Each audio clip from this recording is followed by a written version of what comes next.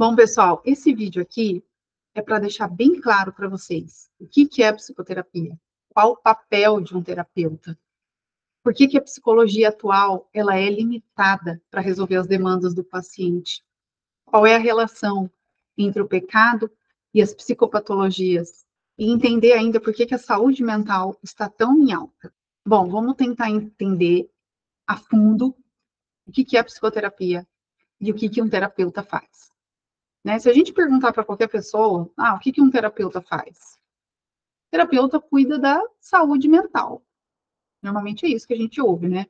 Terapeuta, por que você vai num terapeuta? Eu estou sofrendo por causa de um término, eu estou sofrendo por causa de ansiedade, eu estou sofrendo por causa de uma depressão, eu estou sofrendo, e eu vou lá fazer a terapia para ver se eu paro de sofrer, né? Mas vamos pegar no referente o que isso significa, tá? Vocês sabem, né, que eu gosto de desenhar, então eu quero deixar aqui bem didático para vocês entenderem, tá? O que a gente faz exatamente. Quando a gente fala, né, de saúde mental, né, saúde mental. Saúde, a própria palavra saúde, ela tem uma origem que ela significa íntegro, inteiro, né? Então, saúde é aquilo que está íntegro, inteiro. E mental, o que é a mente? Afinal de contas, o que é a mente, né? A mente, ou a psique, ou a alma, elas têm a mesma origem ali, a mesma etimologia. Então, psique, ânima, mente, esses três termos, eles se referem à mesma coisa, basicamente. Mas vamos tentar localizar isso daí. Vamos localizar isso daqui para entender de uma vez por todas, né? Como ajudar um paciente efetivamente, né? O que a terapia faz efetivamente.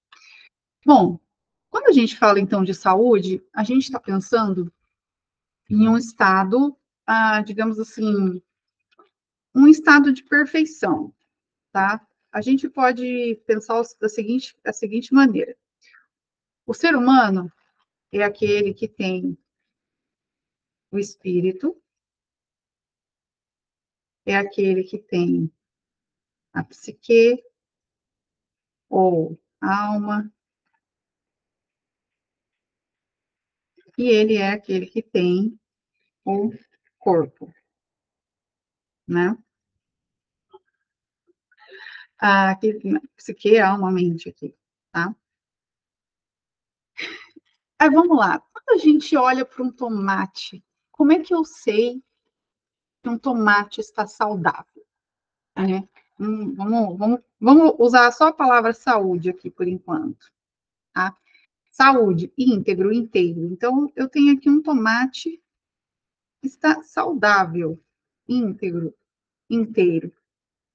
Quando você vai no mercado,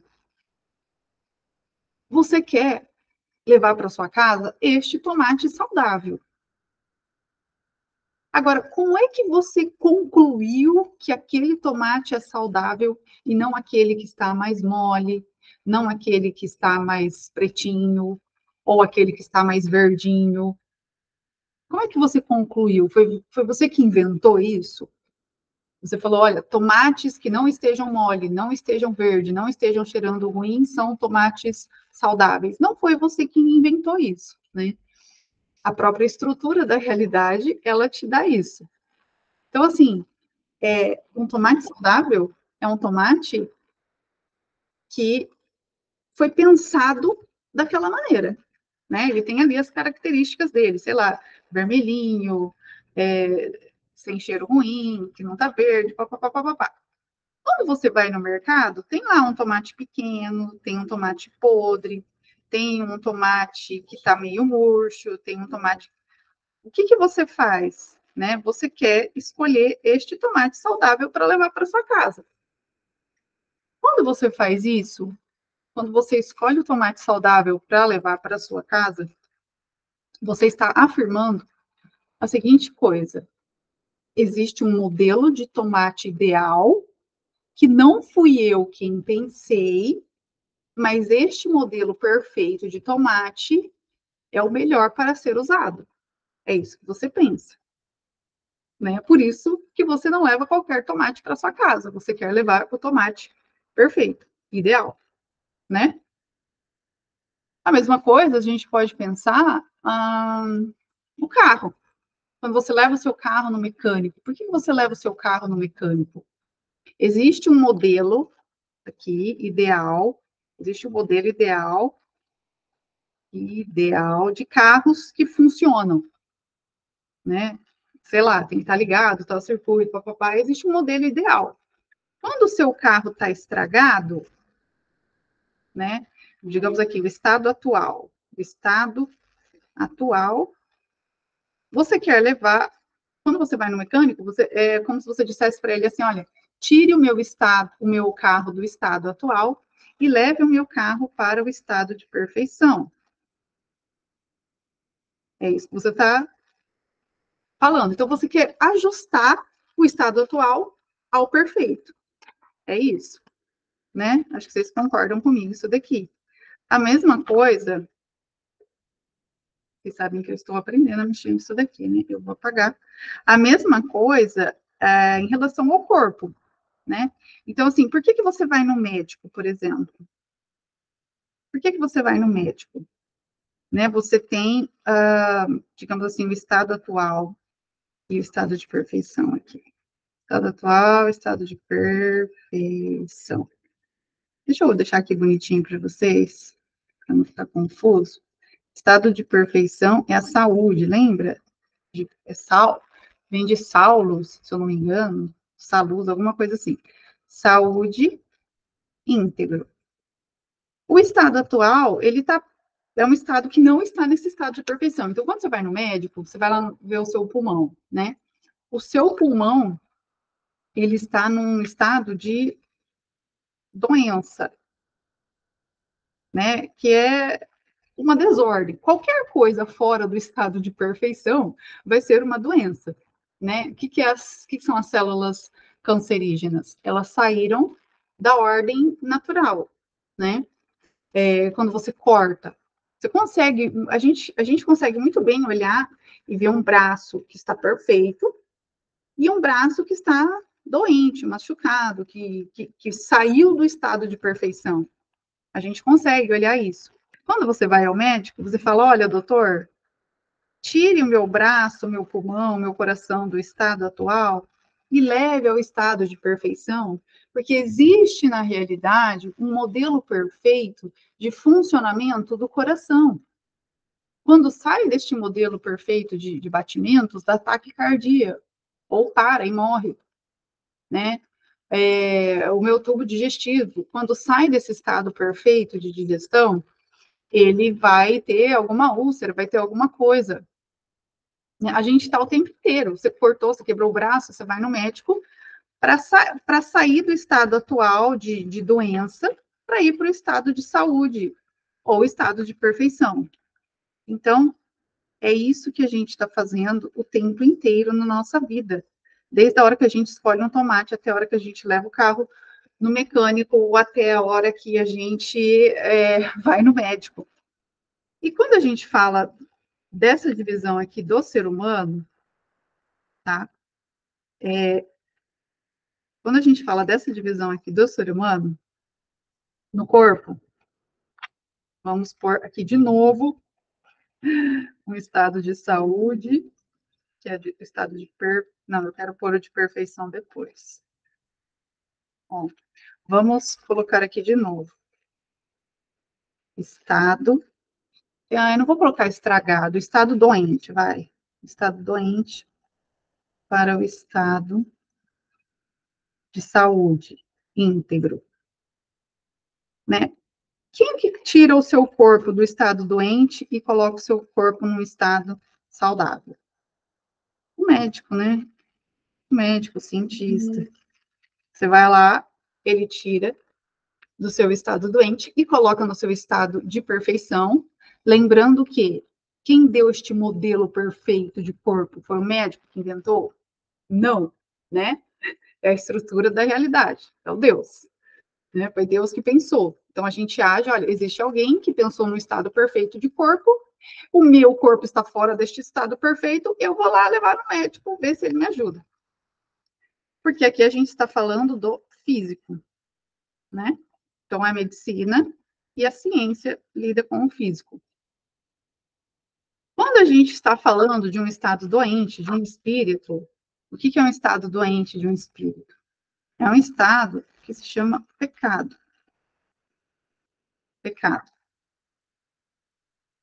Aqui, só para ilustrar, vou colocar aqui, sei lá, dor, sei lá, acidente, doença, enfim, né?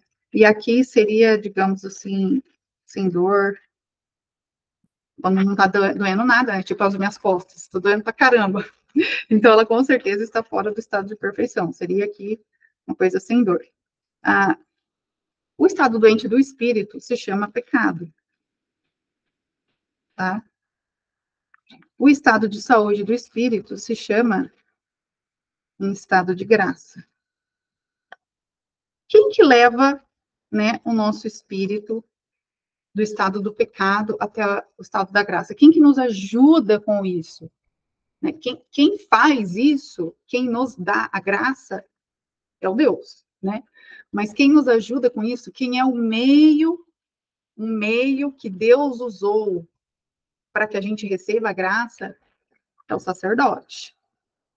Então, assim como o médico vem de fora para tirar a gente de um estado de dano do corpo para levar para o estado atual, para um estado perfeito, que é o que é esse estado perfeito? É um estado que não foi pensado por mim, mas é um modelo de perfeição.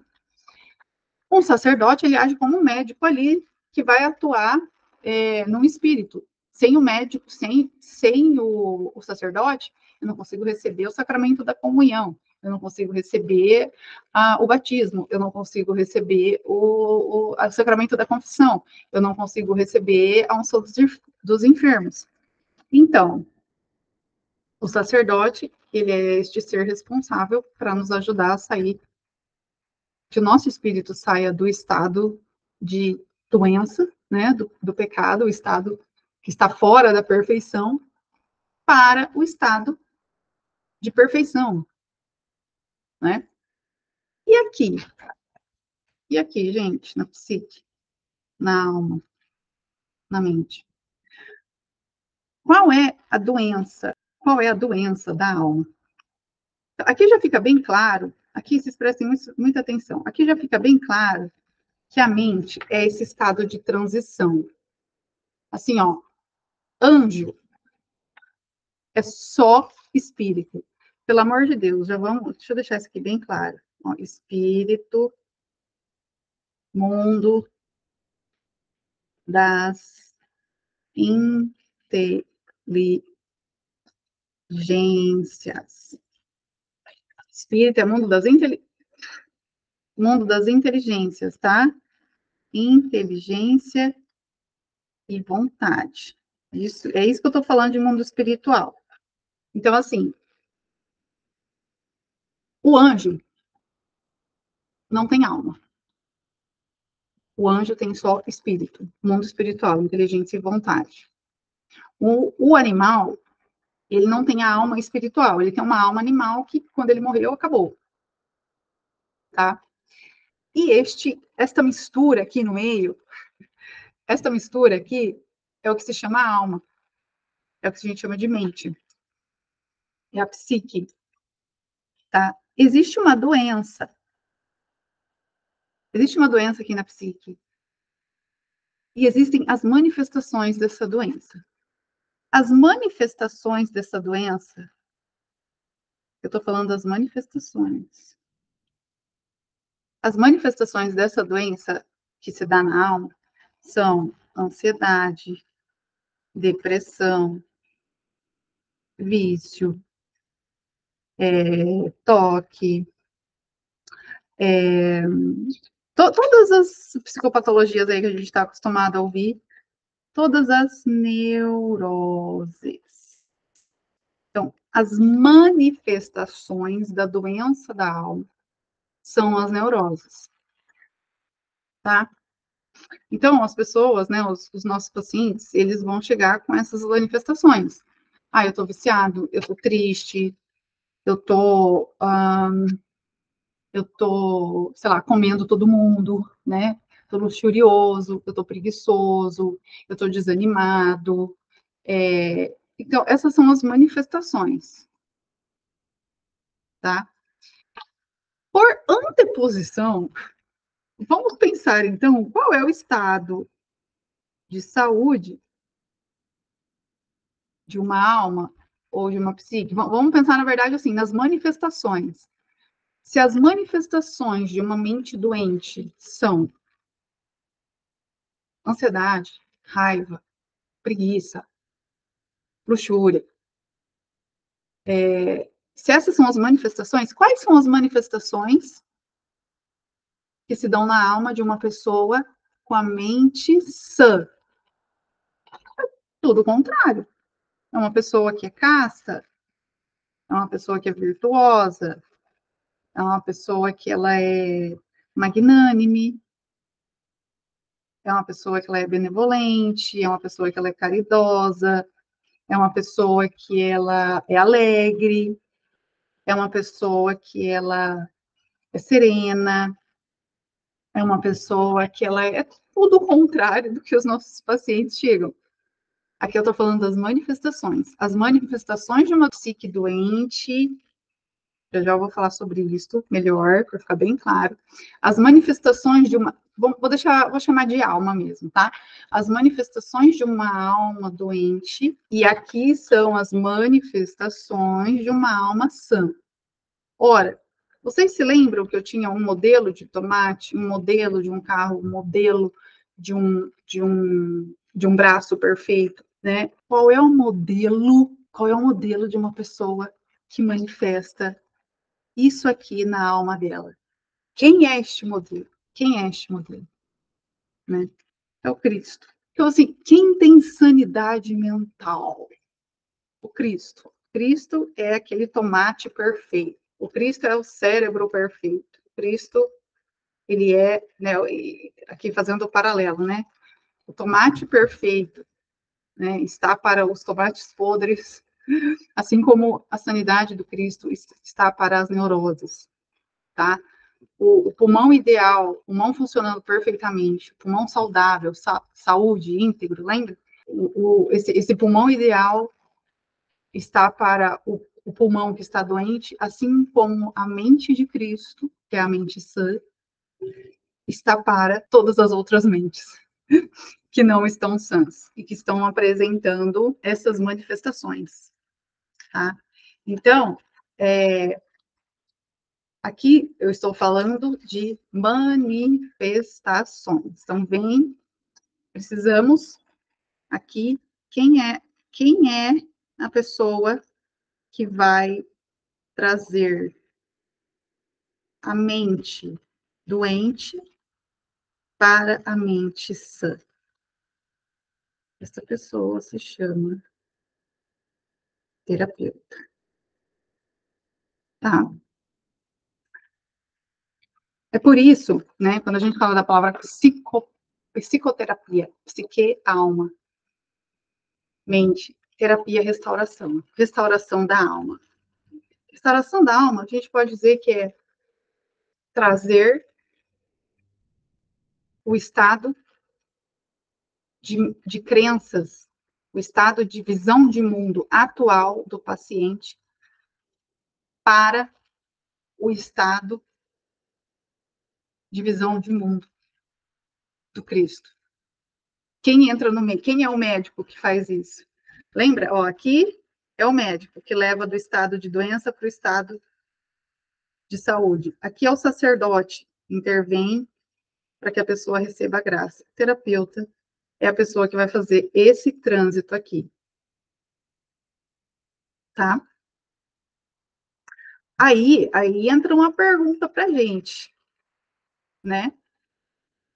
A gente tem que se perguntar, tá? Qual é a mentalidade de Cristo? Qual é a mentalidade de Cristo? Nós vamos falar sobre isso. Porque aí a gente tem que entender, ó, beleza, entendi que para eu ter uma mente sã eu tenho que ter uma mentalidade de Cristo. como é que é a mentalidade de Cristo. Ainda não falei aqui da causa também, tá? Vou falar.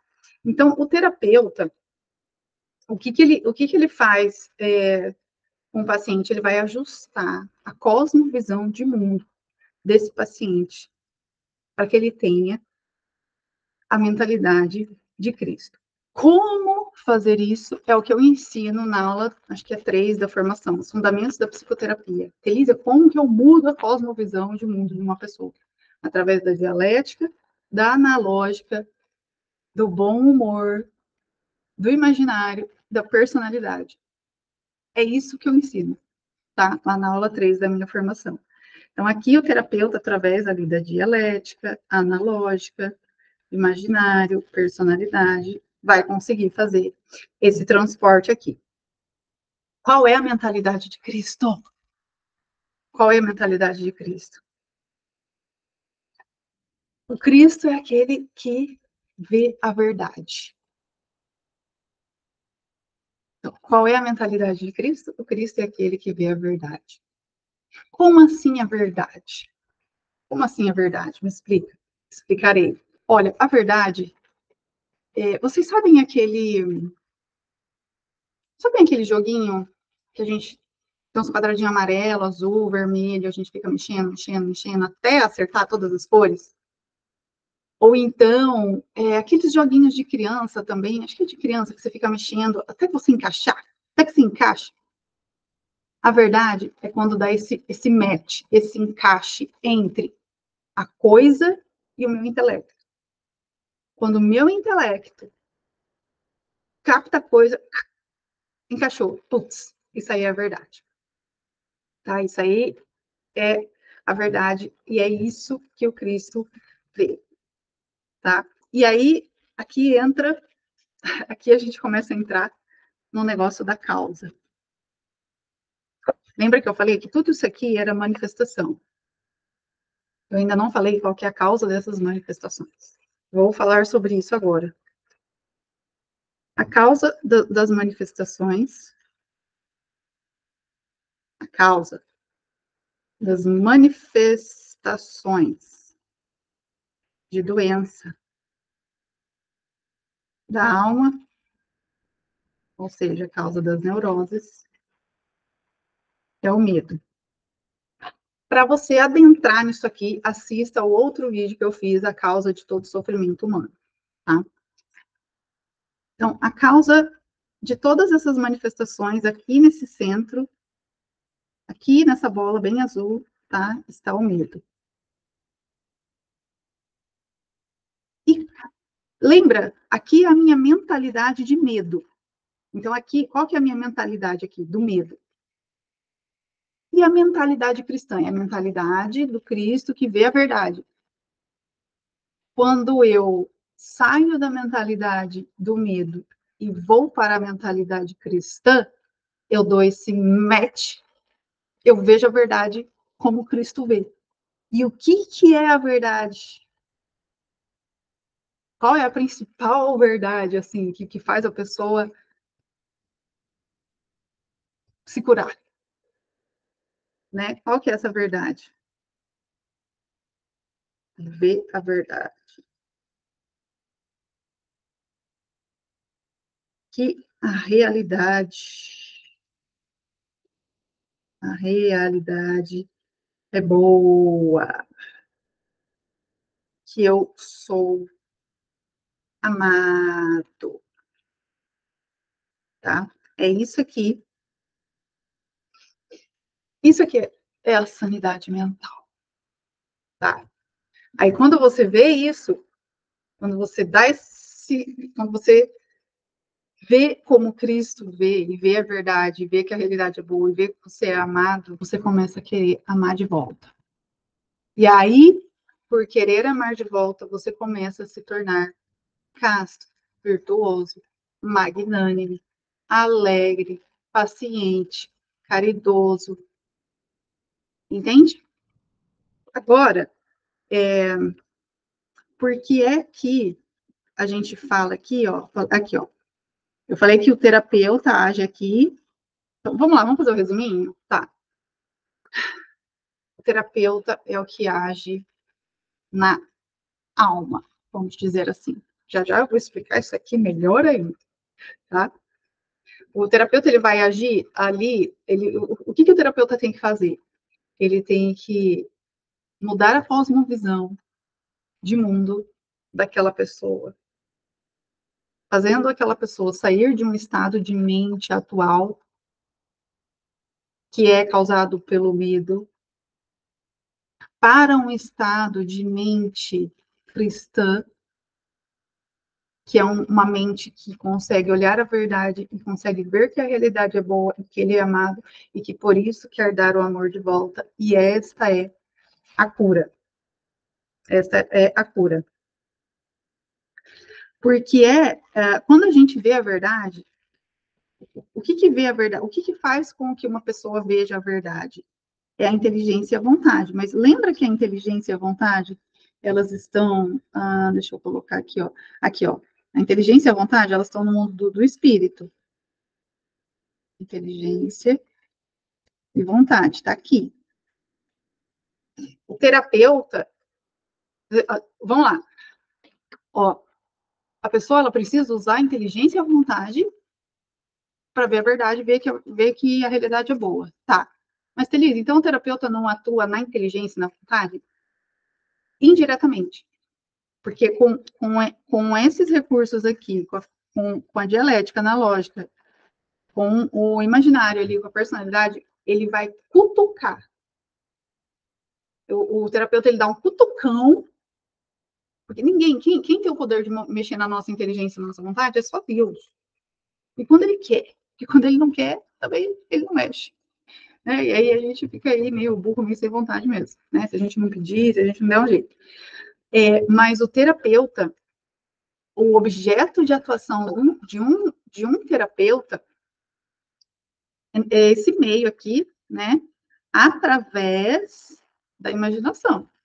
O que faz aqui, né? O trânsito aqui entre a parte física e a parte metafísica, digamos assim, né? Vou até apagar isso aqui e vou escrever metafísico. Metafísico. A imaginação, ela faz esse trânsito, tá? Entre o físico e o metafísico. Então, quando o terapeuta faz isso, ele cutuca a inteligência e a vontade do paciente, para que ele veja a verdade. E aí a mente dele se conforma, no sentido de se conformar, né, a mente cristã. Aí começa a parte interessante. Bom, isso aqui, vamos lá de novo, então. Temos o espírito, temos a psique, ou a alma, temos o corpo. Aqui quem faz é o médico, a ciência, para um estado de saúde, né? Aqui quem faz é o sacerdote, para sair do estado, o estado de doença, né? O estado de doença aqui, que é o pecado. Aqui eu vou colocar, sei lá, vou colocar doença mesmo. E aqui eu vou colocar neurose. Então, quem faz isso aqui para um estado de graça? É o sacerdote. Quem faz isso aqui é o médico. Quem faz isso aqui para mente sã? O modelo de sanidade mental. Quem é o nosso tomate perfeito, o nosso pulmão perfeito? É o Cristo. Quem faz isso aqui é o terapeuta. Mas, olha isso daqui, que interessante. A terapia, ela é uma arte, ela é uma arte muito nova, muito recente. Por quê? Como que era antigamente? Antigamente, quem fazia isso aqui? Era o terapeuta? Não. Era também o sacerdote. O sacerdote, quando a igreja ela tinha autoridade, O sacerdote, além dele dar ali a graça, né, fazer a confissão, dar a comunhão, fazer a unção dos enfermos, isso aqui, papapá, ele também estimulava o imaginário das pessoas. Ele também, através, por exemplo, deixa eu falar aqui, bom, o imaginário através, por exemplo, das homilias, né, as parábolas. O que são as parábolas? O que são as parábolas, se não estimular o imaginário da pessoa, né? Fazer uma analogia. O sacerdote utilizava ali o imaginário e as analogias. Né? O discurso do sábio é a lógica. Então, ele usava... O terapeuta usa a dialética. Agora, o sacerdote, eu acredito que o ponto forte dele não, na época em que não existia terapeutas, mas que as pessoas tinham a mente cristã, como é que o sacerdote fazia isso? Através do imaginário e das analogias. E da lógica. Que é o discurso do sábio. Então, eles ensinavam. A igreja era responsável por ensinar. Como é que isso se perdeu? O que é que aconteceu, Telísia? O sacerdote perdeu este papel e teve que entrar uma nova profissão. Eu falo que terapeuta não é profissão, é posição existencial. O que aconteceu, Telísia? Bom, a igreja perdeu a autoridade. Sempre tem um contexto, né? A igreja perdeu a autoridade. Por que a igreja perdeu a autoridade, Telísia? Porque teve o Tratado de Westfália. O Tratado de Westfália, a igreja colocou a igreja assim, por exemplo, antes a igreja ela estava envolvida em tudo, todos os príncipes, os reis, os padres, os pais, as famílias, professores, todo mundo ia se consultar com o padre. Quando teve o Tratado de Westfália, a igreja não dá mais pitaco. Cada um agora faz o que quiser. Basicamente isso, Tratado de Westfália. Por que aconteceu o Tratado de Westfália, Telísia? Porque teve a Guerra dos 30 Anos. Teve muita gente. A Guerra dos 30 Anos foi entre protestantes e católicos. Muita gente morrendo. É como se fosse aqui a Primeira Guerra Mundial. Imagina, 30 anos de guerra, o tanto de gente que morreu. Então começou a morrer um monte de gente. E eu, quer saber, esse negócio de religião da guerra, para com isso aí. Não tem mais negócio de religião, não. Religião não dá mais pitaco, sacerdote não dá mais pitaco, não, porque isso aí tá dando muita guerra. Aí isso aí fez a igreja perder a autoridade. Aí os sacerdotes já não tinham mais eles, claro, nenhuma outra pessoa pode fazer isso que o sacerdote faz dos sacramentos. Mas nesse quesito aqui de influenciar as mentes, isso aqui o sacerdote começou a perder o papel. E Delícia, por que teve a Guerra dos 30 Anos? Porque o nosso amiguinho Lutero dividiu a igreja. Ai, mas Delícia, mas Lutero, ele só quis uma reforma. Ó, eu não aguento mais discutir isso aqui. O negócio é o seguinte, tá? Quem entrar na formação tem lá o mini curso da verdadeira. O curso se chama A Verdadeira História da Igreja. Nas 3 aulas que tem lá, de 3 horas cada aula, eu, ponto por ponto, assim, ó, eu mostro o que é a verdade a respeito do Lutero e do protestantismo. Assim, todos os pontos que vocês vierem me falar, ai, mas a Igreja Católica tinha coisa errada, ai, mas os santos, ai, mas não sei o quê, tá tudo lá, tá tudo explicadinho. Então, eu não vou entrar nesse quesito aqui, tá? Mas o contexto histórico foi exatamente esse, tá? E aí, né, teve que se inventar uma nova profissão, que é aqui, eu vou apagar aqui.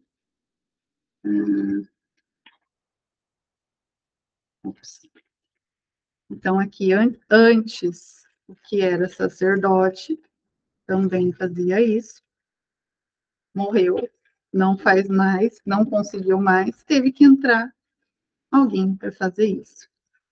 Vocês percebem que o terapeuta substituiu algo que um sacerdote faz? Vocês têm noção do grau de seriedade que é o papel de um terapeuta? Vocês têm noção de que 1% das pessoas que se dizem terapeutas são terapeutas de verdade, o resto é balela? Porque um terapeuta real, de verdade, ele tem um papel sacerdotal na vida de uma pessoa. Um terapeuta de verdade, ele vai atuar na, na imaginação, ele vai atuar na mentalidade da pessoa através da dialética, da analogia, da lógica, da imaginação, da personalidade, para trazer aquela cosmovisão de mundo do medo para uma cosmovisão de mundo cristã, de que a realidade é boa. Então, aqui fica claro também, podemos dizer aqui, né, o mundo da metafísica, o mundo aqui da física, né, do material, espiritual.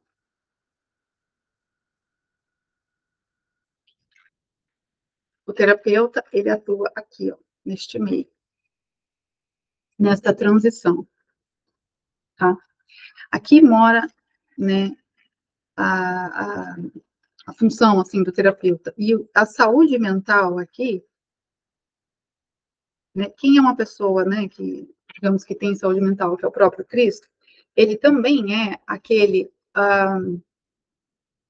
é o logos que se fez carne, né? Então, é aquele que transita ali, ele é o metafísico e o físico também junto. A saúde mental, ela se dá neste trânsito. Eu sempre falo também que a saúde mental ela significa proporção. Como assim?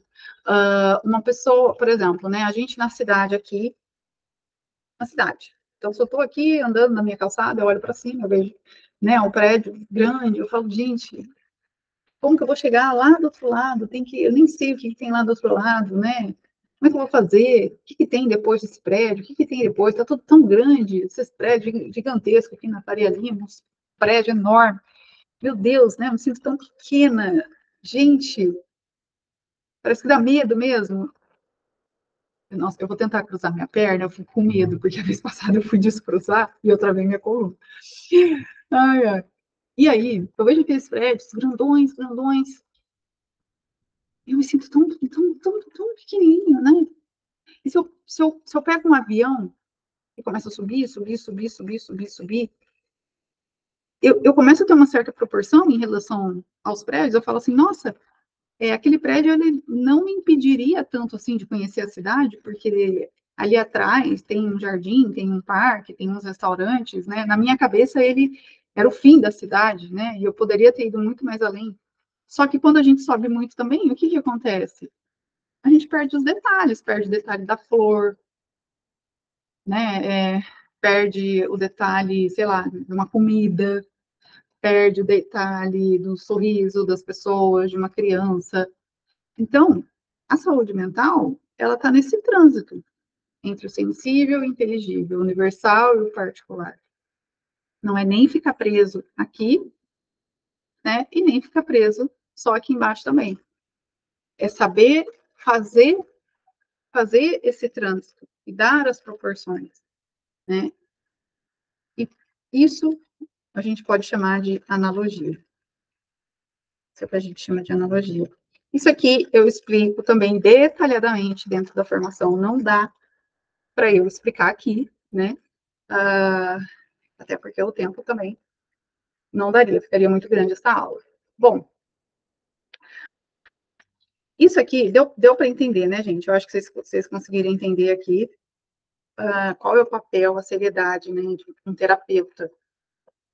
Né? Vocês conseguiram deixar bem claro isso daqui, né? Por isso que a famosa frase, né? Eu nunca me esqueço, gente, eu estava em um enterro de alguém, e eu num velório, eu olhei no caixão, naquelas flores que ficam atrás do caixão, e estava escrito lá, conhecereis a verdade e ela vos libertará. E eu falei, que porra é essa? Eu não conseguia entender isso daí, eu não conseguia inteligir isso daí. Eu era criança na época ainda. Gente, como assim? Conhecereis a verdade, ela vos libertará. É isso, entendeu? É isso. Tereis a mentalidade do Cristo e serás feliz. E terás sanidade mental, tá?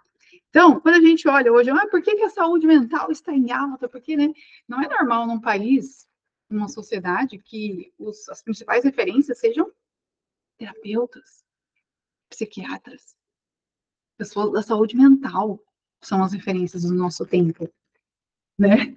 Isso é um péssimo sinal, é sinal que a saúde mental está realmente doente, né? Está realmente em jogo. Por que a saúde mental está em alta? Por causa da crise da igreja. Se a igreja não estivesse em crise, nós não teríamos, né, aqui as nossas profissões. E exatamente por isso. Vamos falar mais um pouquinho aqui sobre essa questão, né, da cura do paciente. Aqui também vem a explicação do porquê que as abordagens atuais não dão conta de ajudar uma pessoa. Elas vão ajudar minimamente uma pessoa, porque as abordagens tratam os sintomas, elas não tratam o medo. Nenhuma abordagem ela trata o medo ali na causa. Algumas abordagens, né, por exemplo, aqui a TCC, ela está ali, né, entre o corpo ali, a alma, a logoterapia pode estar um pouco aqui, né, mas nenhuma abordagem chega ali na causa. Por que é que os cursos de psicologia nunca, sempre vão ser limitados? Você fazer só psicologia na universidade, isso aqui não é ensinado na universidade de psicologia. Então, é claro que você não vai conseguir ajudar o seu paciente da melhor maneira possível, na raiz do problema. Você pode ajudar ele a ter uma vida funcional, mas ajudar ele a ser feliz, na felicidade última, isso você não consegue. Por quê? Por que você não consegue? Porque só é feliz quem ama.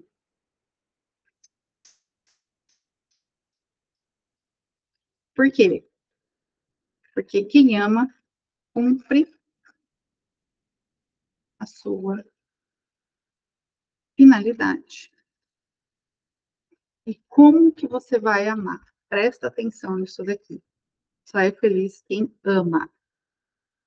Como é que você vai amar alguém?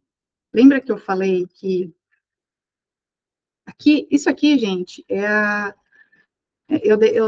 vou, como é que eu vou, deixa eu mostrar aqui para vocês, ó, isso aqui, tá? Isso aqui, azulzinho, ó, isso aqui, eu trouxe ele para cá e aumentei, tá? Então, aqui a gente tem, digamos assim, a doença da alma, é o medo.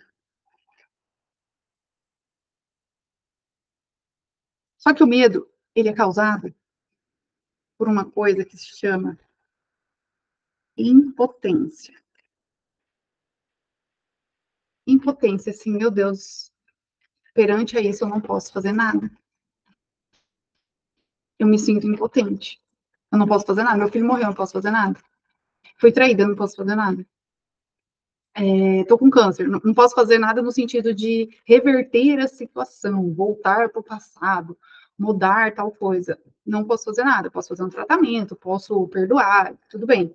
Mas eu não posso mudar o que aconteceu. Então, a doença da alma, ela é o medo, que ela é causada por um sentimento de impotência.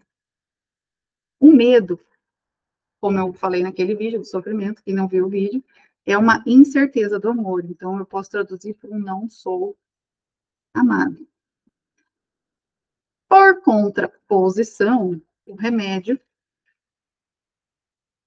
é, é aqui que eu falo que a cura, né, de um paciente é a esperança. O remédio para o medo é a esperança. Quando você tem, né, a esperança, ela vem junto com uma potência. Você se sentir potente. O que é isso? Sou amado. Não importa o que acontecer. Então, lembra? Vamos voltar lá. O que o terapeuta fez? Ele pegou a cosmovisão do paciente, mudou para a cosmovisão cristã, que olha a verdade, que a realidade é boa e que ele é amado. Então, o terapeuta fez isso. O terapeuta levou a pessoa da impotência para a potência, do medo para a esperança, do não sou amado para o sou amado. O terapeuta fez isso. Quando você faz isso com o seu paciente, isso se reflete em ações diferentes. Isso se reflete resultados diferentes. Isso se reflete em movimento, porque Aristóteles falava, né? Movimento é o quê? Da potência ao ato. Então, quando o paciente se sente potente, ele não fica lá só se sentindo potente, ele vai lá e faz. Faz a porra, porque ele tem esperança, porque ele sabe que ele é amado, né? O nome disso aqui, ó, é movimento. Então, o paciente, ele entra em movimento, ele começa a fazer ações, né? Ele se torna potente, né? No sentido assim, potente com Deus. Ele usa a realidade a favor dele. Então, não é que ele não é um aceitar a realidade no sentido assim, ai, vou aceitar. Aceitar a realidade é você lutar com ela e não contra ela. Lutar com ela de uma maneira inteligente. Então, é tipo assim, é potente com Deus, né? Sei lá, uma criança de 5 anos, lá entra uma pessoa para roubar na casa dela. Ela vai ficar com medo? Sim, ela vai ficar com medo. Mas ela sabe do amor do pai dela por ela, sabe da força do pai dela. Então, ela tem ali, digamos, uma potência com o pai. Ela confia ali naquele pai, que ela sabe que tem muita coisa que ela não pode fazer, mas que o pai dela vai fazer, né? Então, assim, é uma potência ali com Deus. E essas ações, aqui que é a pica do negócio. Essas ações que o paciente começa a fazer são ações de amor. Então, lembra que aqui é a alma, que é o espírito, que tem inteligência e vontade. Lembra? Né? Aqui é o corpo. Quando o terapeuta faz essa transposição da impotência para a potência, do medo para a esperança, do não sou amado para o sou amado, que o paciente vê aquele amor, o que ele vai, né, para ele chegar nisso daqui, para ele chegar nesse ato de amor, né, quando ele se vê amado, o que ele vai querer fazer, o paciente? Ele vai começar a ir atrás da graça. Como que alguém vai atrás da graça? Religião, catolicismo, vida sacramental. Aí a graça começa a agir aonde? Na sua inteligência e na sua vontade. Aí quando a graça começa a agir na sua inteligência e na sua vontade, o que você faz? Você dá de volta. E quando você ama, o que você faz? Você cumpre a sua finalidade. E é feliz. Bonito isso, né? Deixa eu subir aqui, que eu acho que eu... Aqui, ó. Cumpre a sua finalidade. E você se torna uma pessoa feliz. Agora tem mais um ponto aqui que é importante, tá? talvez o mais importante, que vai ser falado aqui até agora. Talvez esse ponto seja o mais importante. Eu sempre falo que a psicoterapia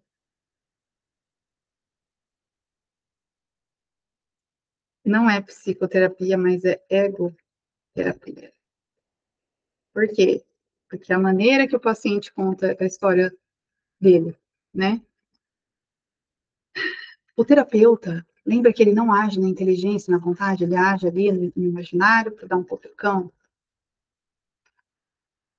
Quando o terapeuta faz isso, e essa pessoa começa a fazer isso, o paciente chegou contando uma história de não amor. E o paciente sai da terapia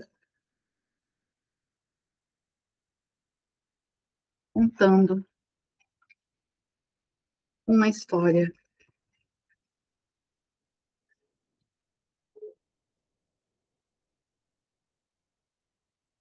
de amor. Isso aqui é a porra da verdadeira psicoterapia. É o terapeuta fazer o paciente conseguir fazer com que o paciente deixe de contar uma história do não amor e passe a contar uma história de amor. Porque aqui, o amor também, ele é o seguinte, quando você busca essa graça, e a graça começa a agir em você, e você começa a amar, isso aqui também é um não ao pecado. Amor é não ao pecado. Então, você também começa a parar de pecar.